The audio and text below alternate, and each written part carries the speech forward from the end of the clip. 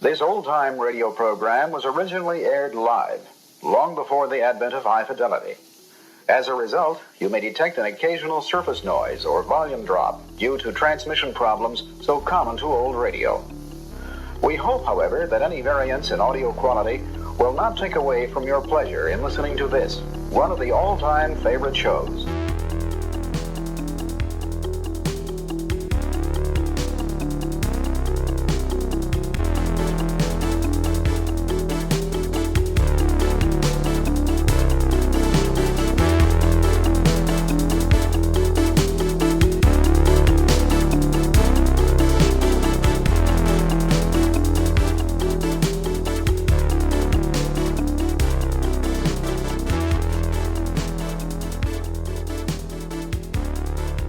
My guest today is Brandon Novak, famous for his appearances in MTV's Jackass and Viva La Bam. Brandon is also an accomplished pro skater and author of the New York Times bestselling memoir, Dreamseller. Coming up after the break, Sensory Deprivation with Brandon Novak.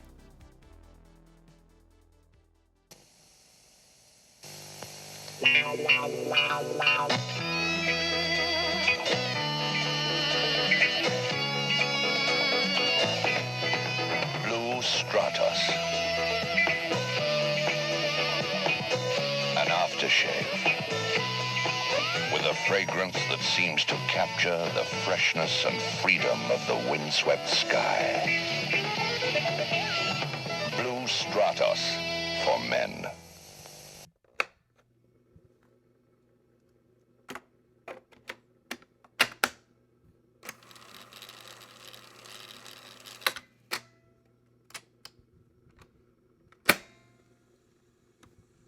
Brandon, thank you so much for being on the show. I took a couple of notes here, and things that I think have represented your life, and it was, to me, what comes to mind is pro skater, Jackass, New York Times best-selling author, and the one that I've got double underlined here is a very smart and bad motherfucker. So I think that's probably the best way that I can think to introduce you. But, tell us a little bit about yourself and where we've seen you, what we know you from, things like that. It's funny. I wear a lot of different hats. I have a lot of different titles that come before or after my name. And it's funny because I'm as guilty as anyone else when it comes to this. But for so many years, the most important title was always left out, and that was a person in recovery.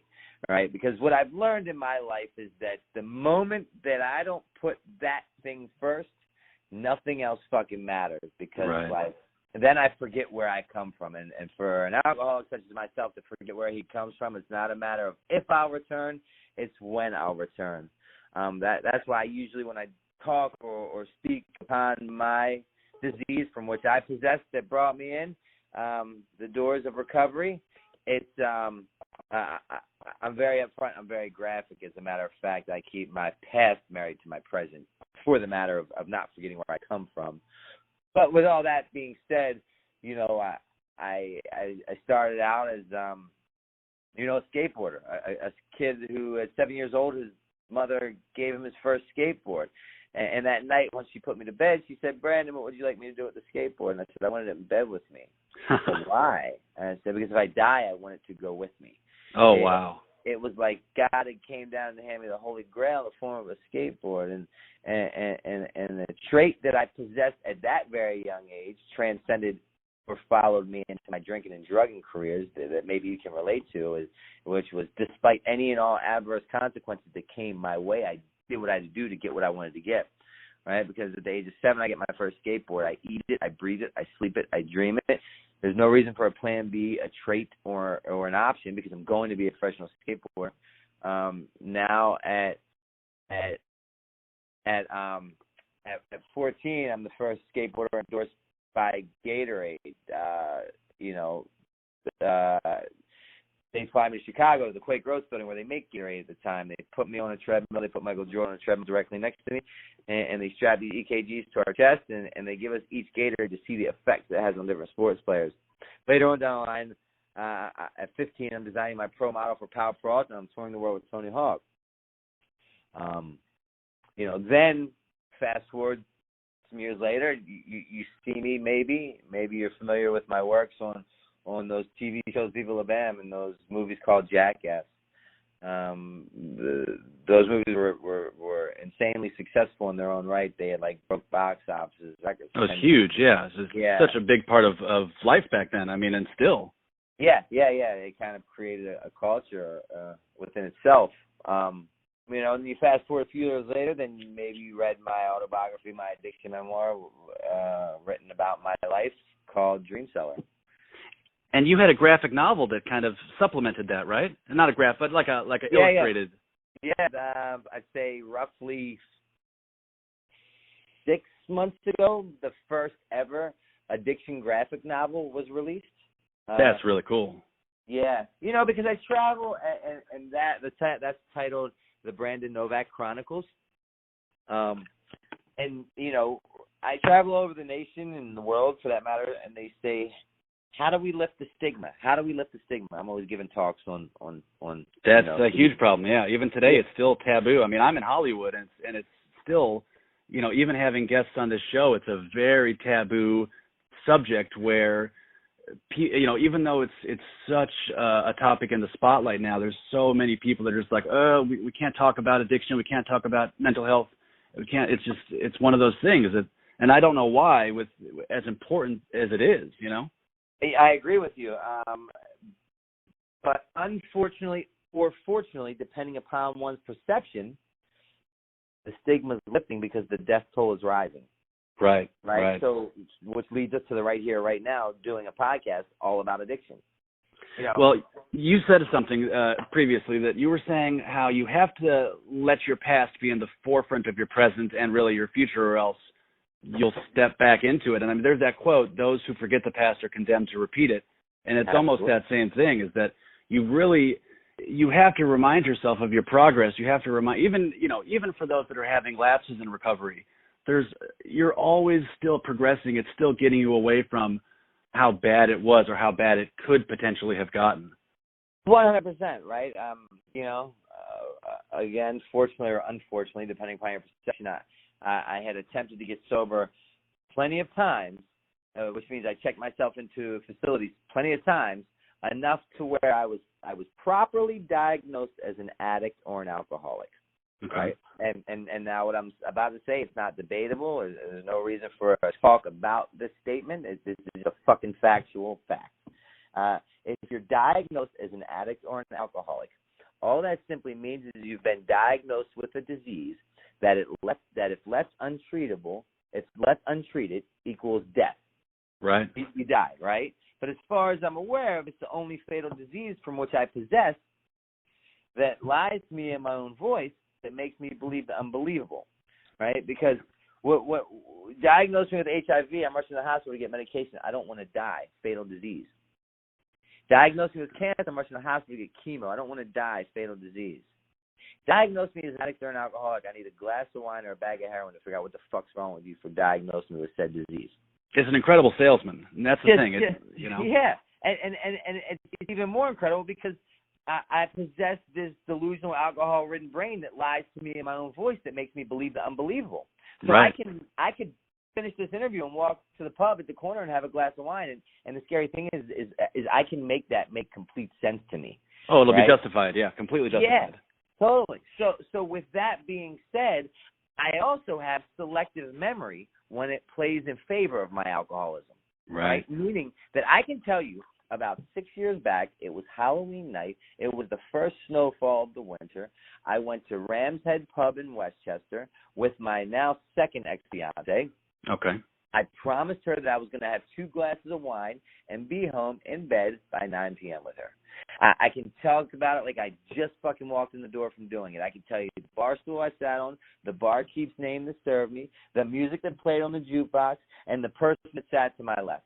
I can tell you about it. Why? Because it was the first time in probably fucking 10 times in my life that I was able to successfully set out to drink 2 glasses of wine and come home after doing just what I set out to do, right? Okay. But oddly enough, what my delusional alcoholic brain will not allow me to remember is being medevaced to 4 different hospitals in 4 different states from 4 different overdoses, It will not allow me to recall my mother buying me a plot. It will not allow me to recall people taking life insurance policies out on me. It will not allow me to recall waking up on life support for 7 days. It will not allow me to recall standing on the corner of Eastern Avenue and Patterson Park letting men blow me for another bag of heroin. Right. Why? Because that does not play in favor of my alcoholism, and that actually lets me know that, whoa, I have a problem. And my disease wants no part of that shit. So that's why I keep my past married to my present. Yeah, and like you say, it's the safest route, and really it's the most intelligent route because that's the only leverage you have on it. Fucking right, and the thing is now is that I walked into my first treatment center at the age of 17. What led to that? What led to that? When you first decided, okay, maybe I should get help. What was the circumstances? Well, fuck. There were a lot of different reasons to why I was going to address the issue of addiction or alcoholism. The very first one was to just get fucking people off my back. It was to let everyone know that this was just an overreaction at best. You've simply caught me at a bad time on a bad way and a bad day. So I went into the first one with a completely closed mind and closed heart, comparing out, proving a point why I was not those fucking nut jobs, nor would I ever be. Well, why would you want to conform? Yeah, because maybe in the back of your head you're thinking these people are making money off of you, and they're wanting to make sure that the train keeps rolling, kind of thing. Absolutely, that's the deal. And then, another thing that I've learned, right? Is, I've done a lot of internal work on myself to kind of understand, me and what I think, what I feel, what I like, what I don't like. And what I've come to understand is that also it comes along with the territory of being diagnosed as an alcoholic. Is all that simply means when I say, hi, I'm Brandon, I'm an alcoholic. It means that I'm defiant by nature, I hate authority, and I'll never, ever, ever fucking conform. Right. So therefore, you tell me what I need to do. I tell you I need to fuck off because I possess this job that places me in a lot of positions I don't like to be in, makes me feel a lot of feelings I don't like to feel, and that job consists of knowing everything. So I walk into that first treatment center, right? I already don't like authority. I won't conform. You tell me what I need to do. I tell you I need to fuck off. That's treatment center number 1. Treatment center number 13, right? I had finally been demoralized in just such a fashion from drugs and alcohol. I'd been beaten into a state of reasonableness. The pain had become great enough that all of a sudden I was willing to do whatever you suggested. And I walked into that 13th treatment center praying to God to just give me one more chance. Well, and there's a quote, and I can't remember who it's by, but they say freedom is what you do with what's been done to you. And, that's almost a perfect illustration of addiction, is that while the culture is so... That.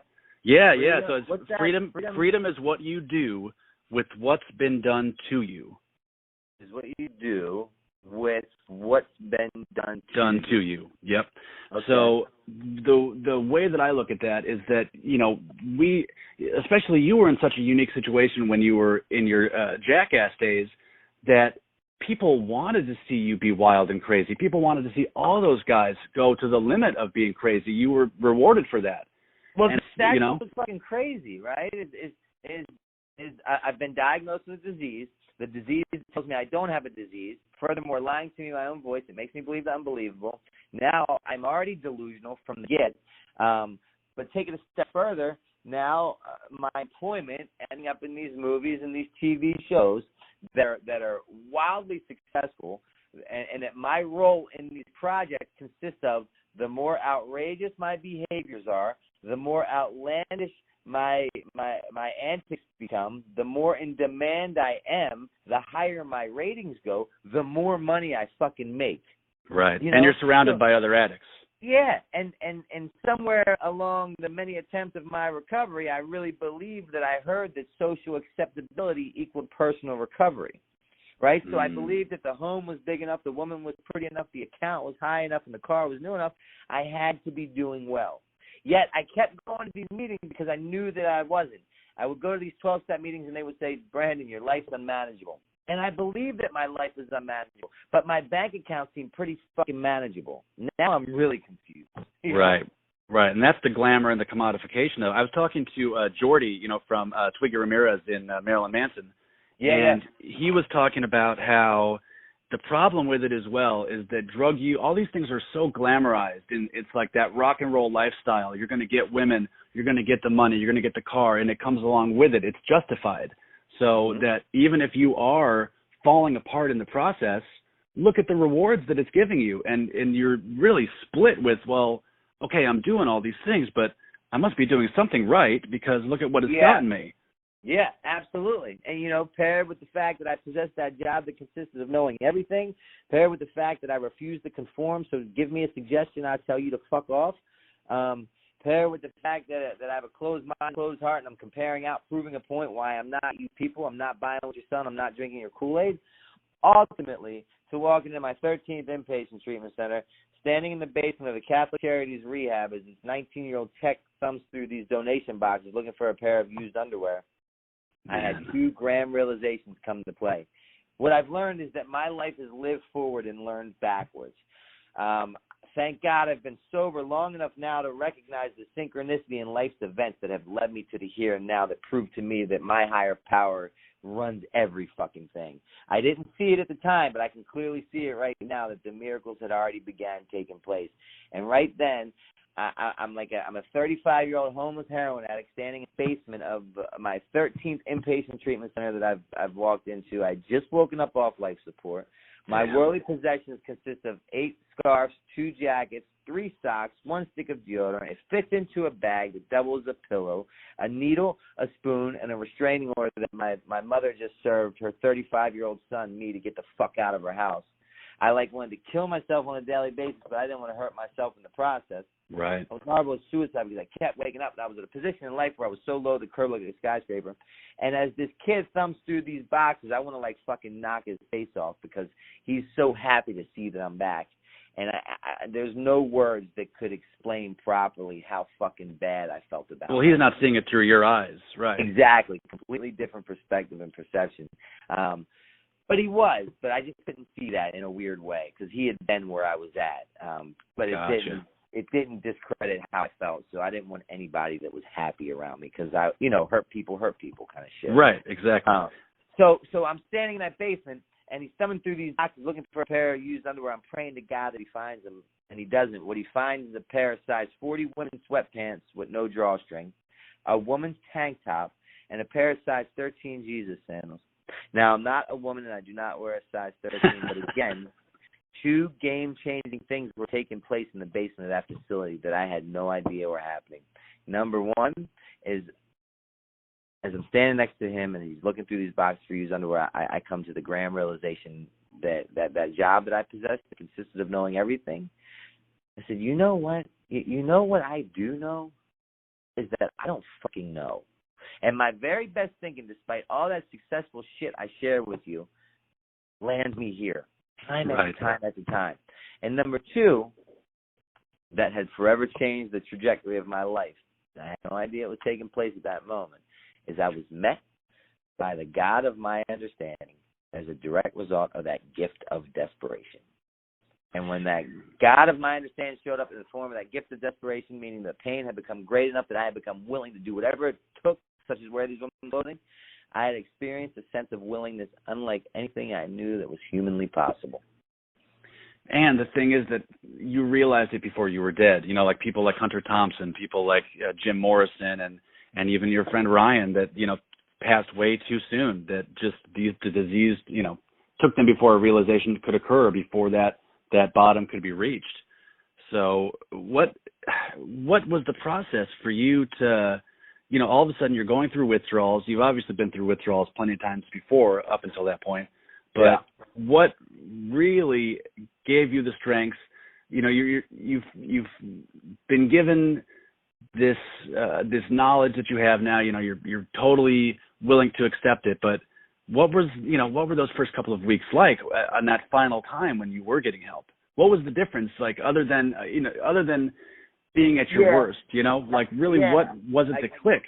I get what you're saying, because the reality is from treatment center number 1 to treatment center number 13, it's not like something magical was said that I had never heard before that was the solution to my never-ending fucking problem, right? Mm-hmm. Right. But what happened was I believe the stars had come into alignment, and I was placed in a position where it's that saying, when the student's ready, the teacher will appear. Right. So I had done an interview after I got into rehab, and they said, were you depressed? What were you like? And I said, when I was depressed? I was depressed before they had found me a bed in this rehab. I'd never been so depressed in my life. But once they told me, right, because I had no money, I was fucking broke. I had nothing. I had 8 scarves, 2 jackets, 3 socks, a stick of deodorant, a needle, a spoon, and a restraining order. That's all I owned. And they weren't sure if they could find me a bed. And I went outside of this assessment place, and I'm sitting on the curb, and I'm picking cigarette butts up out of the ashtray, and I'm just fucking chain smoking these butts.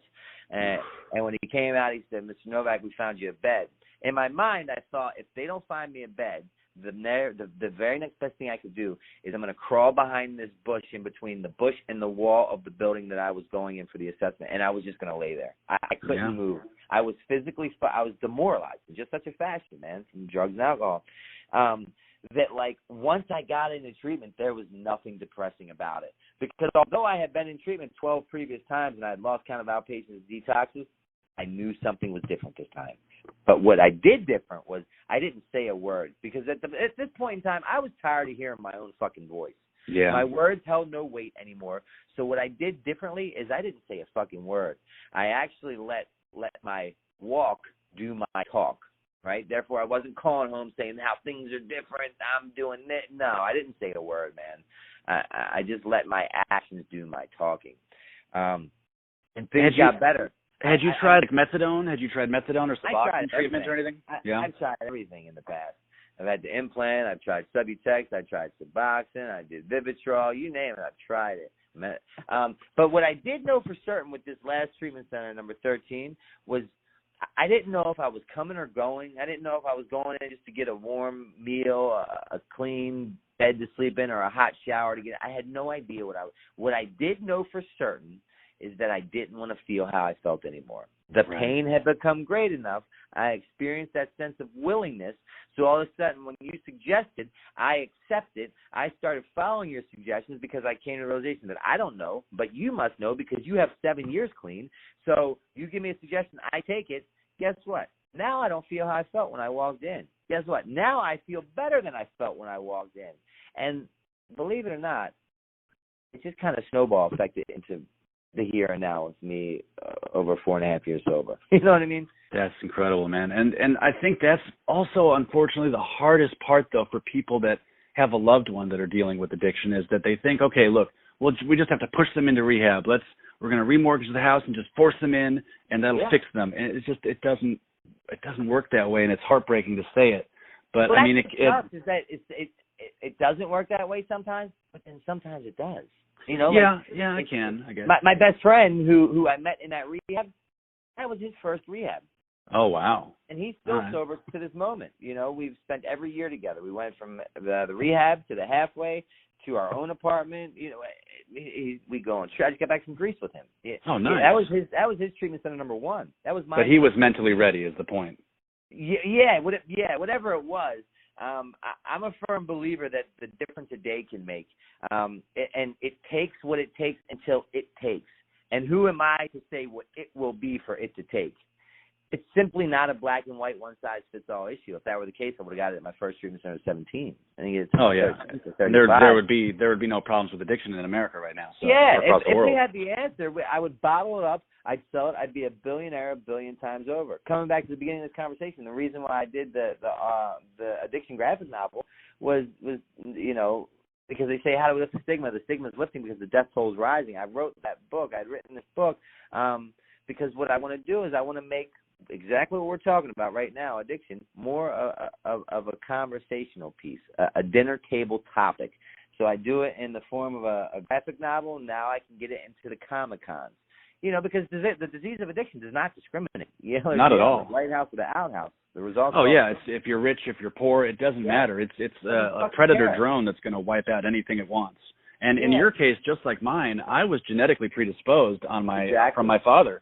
Same. And it's just sneaks up. It's in your DNA, and they're finding that now more and more. Is that people that as you heavily drink or as you heavily use drugs, that it actually can manipulate your DNA to a place where if you do have a child, boom, they're going to be affected in some way or another. It might not be drugs. It might be being addicted to, there's a million different things, gambling, whatever, but that gene is still there and it can take form in unexpected ways. Absolutely. So now let's go like 6 months. What was like the longest you had been sober before this final? The longest I ever put together was 90 days. Okay. And all I had literally done was just physically put down the drugs, right? Because what would happen is I didn't want to shoot heroin or cocaine anymore because I know the death, the destruction, the despair that brings. But I was furious that I couldn't drink like a quote-unquote normal human being, right? Mm-hmm. In my mind, I'm not an alcoholic because I don't steal for red wine. I don't go into detox when I don't have it.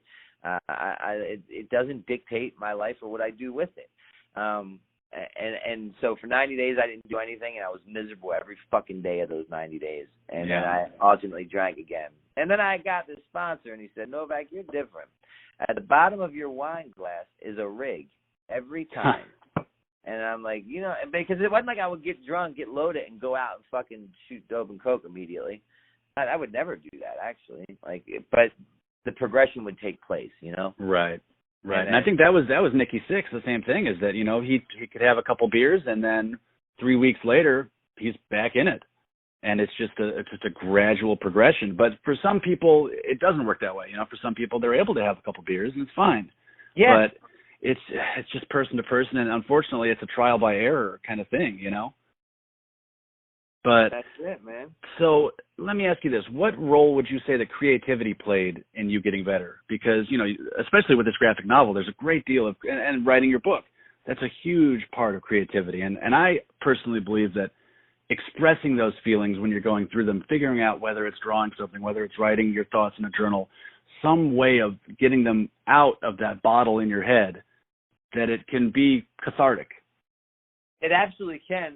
But to be 100% transparent with you, the first year I wanted no part of any of these creative outlets. Okay. I didn't want to skate. I didn't want to write. I didn't want to do anything because I lost the belief that anything that I would produce without being on drugs or alcohol would be presentable to the world. I lost the faith that I could do this while sober. And that's why it becomes you. It completely becomes who you are. And that is why it robs you of that. Literally. So I was blessed, truly blessed, to have people in my life that did not allow me to leave that answer as was. You know what I mean? Like, they're like, yeah, but no. Here's a list of things.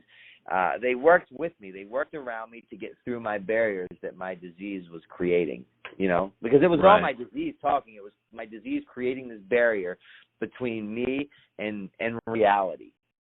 And I had people that really saw in me what I didn't see in myself. They saw the willingness, right? They weren't doing it just because I was me. They were doing it because, they could see that I was doing what it would take to get better. But some things I was just not physically capable of doing. So, got it. So like my co-author Joe Franz, I wouldn't write. I lost the ability to believe that I could write good without drinking red wine. And he said, okay. He talked to my therapist while I was in treatment, and they blocked off an hour out of each day, and he would come visit me on Sundays. He was my only visitor. Him and CJ, my assistant, they would come, and he would give me a list of topics that I needed to, but I couldn't write. I couldn't put pen to paper, which is how I wrote my whole first book, literally pen to paper. And then I gave it to my co-author, and he typed it and turned 12 chapters into 23, and the rest is history. But so he said, here's an audio recorder, because I said I could talk it. So he gave me an audio recorder, and he gave me a list of 4 topics that I needed to discuss on Sunday. And he was going to come back next Sunday, and I had to give him that back. Right? And now, even though I didn't believe that I could do it sober, I said that I would do it. And I was changing the way that I thought, the way that I lived, and the things that I did. So I meant what I said, and I said what I meant. So if I said yes, even though I was only 60 days into treatment, then I was going to do what I said. So even though I didn't have much faith in myself, I still did it because I told him I would, and I wanted to be accountable for my actions. And then he came next Sunday, I gave him the tape. And then he came the following Sunday, he said, oh, holy shit, I've listened to this. This is some of the best work that you've done to date. Because the fog had lifted, I had, like 4 or 5 new characters emerged out of nowhere that I never would have remembered before. You know? Wow. And that's because you had that discipline and structure behind you in the form of your friends. Yeah, absolutely. If there are, we have to assume that there's people that are going to be listening that are in the midst of trying to get better, trying to find recovery, whether it be that they're suffering from depression or suffering from addiction or a relapse in their recovery. What would you say to those people right now that are listening as just a form of encouragement? To fucking put your hand out and reach out for help. Because the reality is, if I could do this thing on my own, I would have done it years ago. I wouldn't be on this phone with you. I wouldn't be in a 12-step fellowship. I'd be going about my merry way, just staying sober one day at a time. The fact is this disease is so much bigger than I am. It's taken out such bigger, badder people than I ever will be. So now I hold a special place in my heart for this disease, and I have a healthy respect and fear for this disease, and I know what I'm up against because I've done enough internal work to recognize what the deal is. To know that together we can do this. Divided, I absolutely will fucking drink, and for me to drink is to die.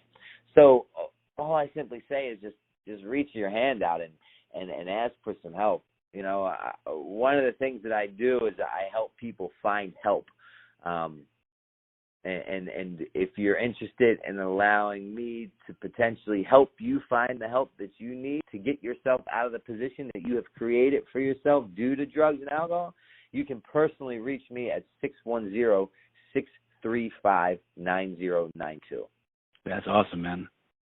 So, and that's the thing is there are so many options, even like here in California with Medi-Cal, there are treatments that will do this for free. There are ways that you can get all types of, addiction treatment, mental health services, and physical health services here completely free.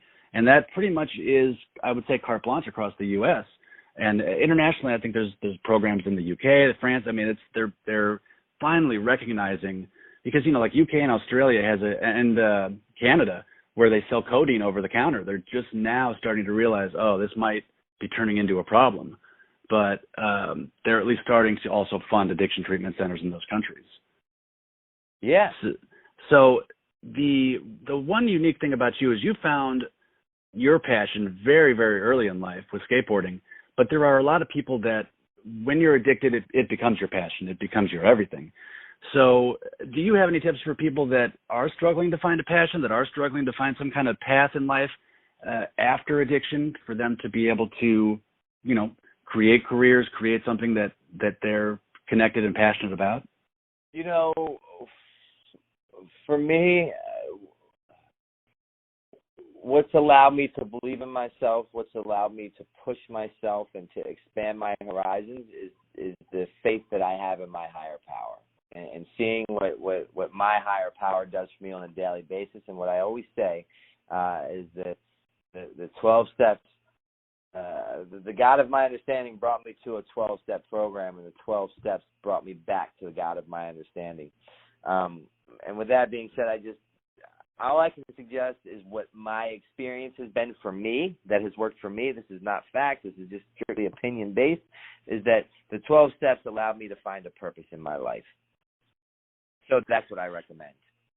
What about kids that are huge in skateboarding now that, they might be a little too anxious or fearful of failure, but they want to try to get into some form of skateboarding in a competitive tournament professional way? Would you have any tips for young kids?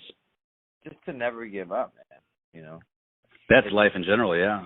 Yeah, just never give up. Do what you love, man. Do what you love. Life's too short not to. What about something you need to tell yourself today? Today, what I need to tell myself is stick to the basics, so God willing, I never have to go back to the basics.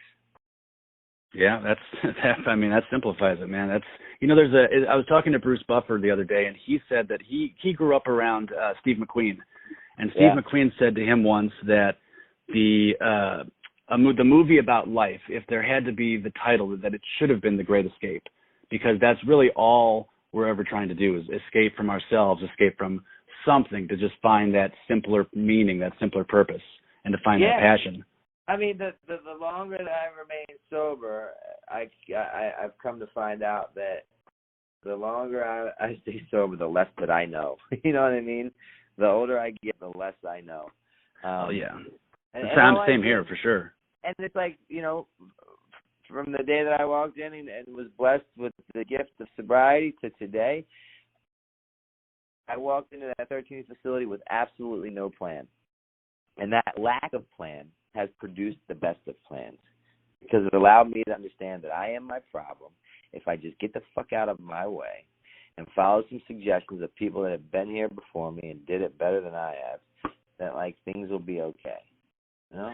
But you still must have times when you feel like you're slipping a little bit in terms of, like, getting anxious or things are slipping out of control with your schedule. And so how do you get centered now versus then? Well, the beauty is the beauty of awareness. Ignorance is bliss. When you don't know, you're not to be held accountable. When you know, you're to be fucking held accountable. And now I know. So the moment these fears, these resentments, these angers, jealousy, envy, ego, when they pop up, I can immediately spot it, man. And that's such a blessing.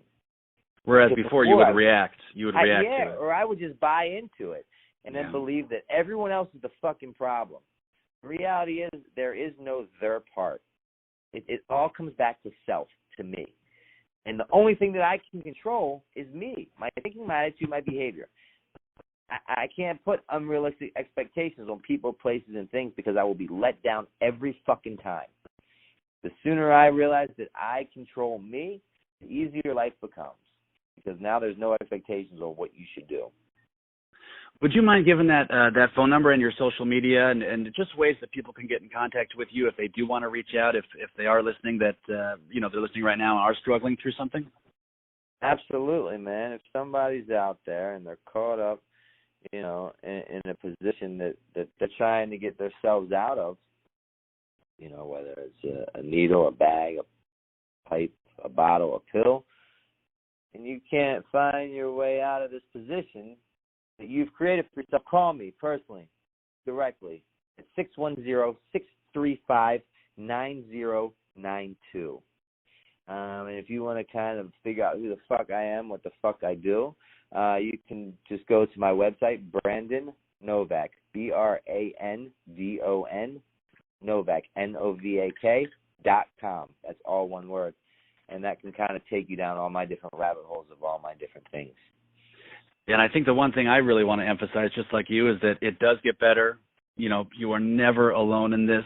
Tomorrow is always a day that allows you to move forward, to expand on what you know, and to help others and become the person you can be, because we all doubt ourselves. We're all afraid to fail or embarrass ourselves somehow, but that's okay. Everything is a stepping stone for progress in this. Absolutely. And especially with yourself. I mean, look, I don't think there is a bigger contrast than what you were describing when you were at that Catholic Charities versus now. Yeah.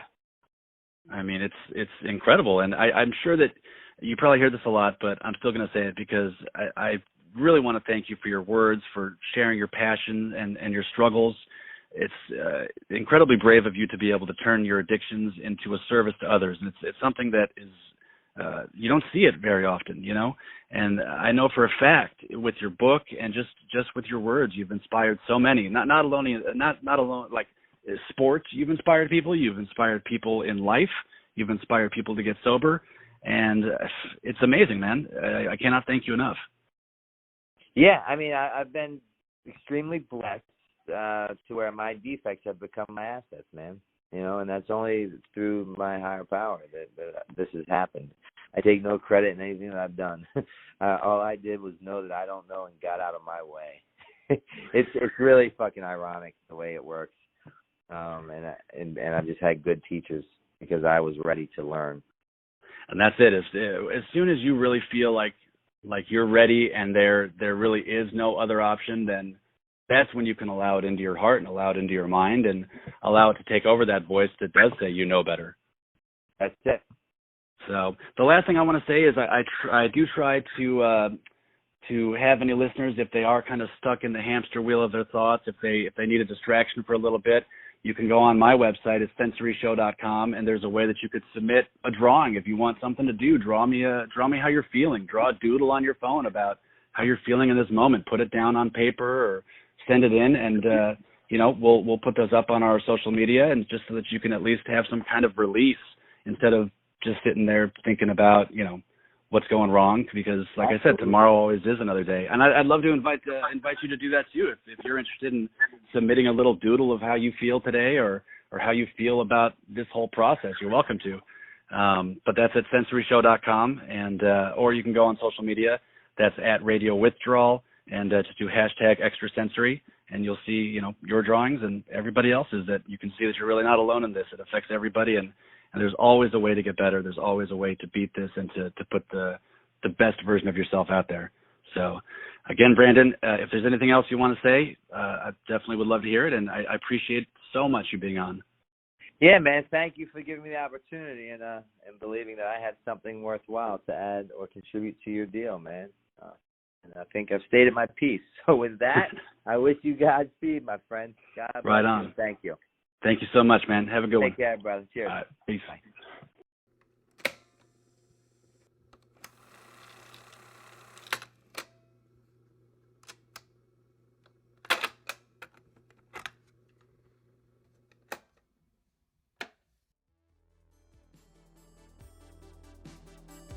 I want to thank everyone for listening and remind you to go to sensoryshow.com for information on new episodes and to send in any drawings or creations that represent you, where you can see submissions from my guests as well as others.